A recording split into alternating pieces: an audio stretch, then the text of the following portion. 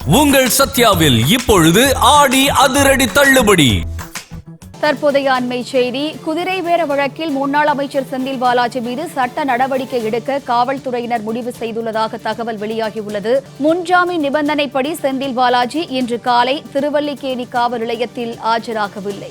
நீதிமன்றம் மூலமாக முன்ஜாமீனை ரத்து செய்வது தொடர்பாக சட்ட நடவடிக்கை மேற்கொள்ள திருவல்லிக்கேணி காவல்துறையினர் முடிவு செய்துள்ளதாக தகவல் வெளியாகியுள்ளது.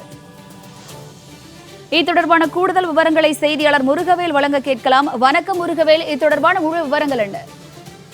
வணக்கம் வினிதா. திமுக முன்னாள் எம்எல்ஏ செந்தில் பாலாஜி தாவேகா எம்எல்ஏ இளையராஜாவிடம் பேரம் பேசிய விவகாரத்தில் தான் இந்த வழக்கானது தொடர்ந்து நடைபெற்று வருகிறது. இந்த வழக்கில் முன்ஜாமீன் பதிவு செய்த நிலையில் திருவல்லிக்கேணி காவல் நிலையத்தில் நாள்தோறும் காலை 10 மணி மாலை 5 மணி அளவில் கையெழுத்திட வேண்டும் என்றது நீதிமன்றம் உத்தரவிட்டிருந்தது. இந்நிலையில் கடந்த 6 நாட்களாக செந்தில் பாலாஜி கையெழுத்திட வந்த நிலையில் இன்று காலை கையெழுத்திட வரவில்லை. இதுவரையும் வரவில்லை. முறையான தகவலும் காவல்துறையினருக்கு தெரிவிக்கவில்லை என்பதே கூறப்படுகிறது. குறிப்பாக பார்க்க போனால் செந்தில் பாலாஜிக்கு சொந்தமான இடங்களில் லஞ்ச ஒழிப்புத்துறையினர் நேற்று கரூர், ஈரோடு, நாமக்கல் உள்ளிட்ட பகுதிகளில் சோதனை நடத்தினர். இந்த சோதனையில் தான் கடந்த ஆட்சியில் அமைச்சராக இருந்த பொழுது டாஸ்மாக் ஊழலில் 100 கோடி ரூபாய்க்கு மேல ஊழல் செய்திருப்பதாகவும் டிரான்ஸ்போர்ட்டு அதிகப்படியான ஊழல் நடந்திருப்பதாகவும் கிட்டத்தட்ட 32 கோடி ரூபாய் அரசுக்கு இழப்பீடு இருப்பதாகவும் அதிகாரப்பூர்வமான எஃப்ஐஆர் காப்பியானது வெளியிட்டனர் லஞ்ச ஒழிப்புத்துறையினர். எஃப்ஐஆர் காப்பியில் கூட விளக்கத்தில் செந்தில் பாலாஜிக்கு உடந்தையாக இருந்தவர் 7 பேர் மீது வழக்கு பதிவு செய்திருந்தனர்.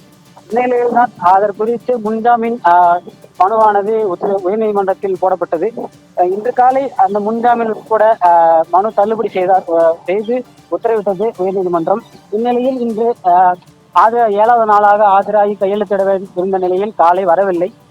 இது தொடர்பாக அவருடைய அசோக்குமார் சகோதரரும் அவர் மட்டுமே வந்து கையெழுத்திட்டு சென்றதும் குறிப்பிடத்தக்கது. அவரிடம் கேட்ட பொழுது அவர் மருத்துவமனையில் இருக்கிறார், உடல்நிலை காரணமாக மருத்துவமனை அனுமதிப்பட்டிருக்கார் என்றும் சொல்லப்பட்டது. அவர் தனியார் மருத்துவமனை சிகிச்சைக்காக அனுமதிக்கப்பட்டிருப்பதாகவும் தகவலானது வெளிவந்தது. இந்நிலையில்தான் தற்பொழுது காவல்துறை தரப்பில் உயர்நீதிமன்றம் முன்ஜாமீன் தள்ளுபடி செய்த நிலையில் காவல்துறையினர் நடவடிக்கை மேற்கொள்ளலாம் என்றும் மேற்கொள்ள முடியும் என்றும் இது சட்ட ரீதியான நடவடிக்கை செந்தில் பாலாஜி மீது எடுக்கலாம் என்றும் தகவலானது தற்பொழுது வெளியாகியிருக்கிறது.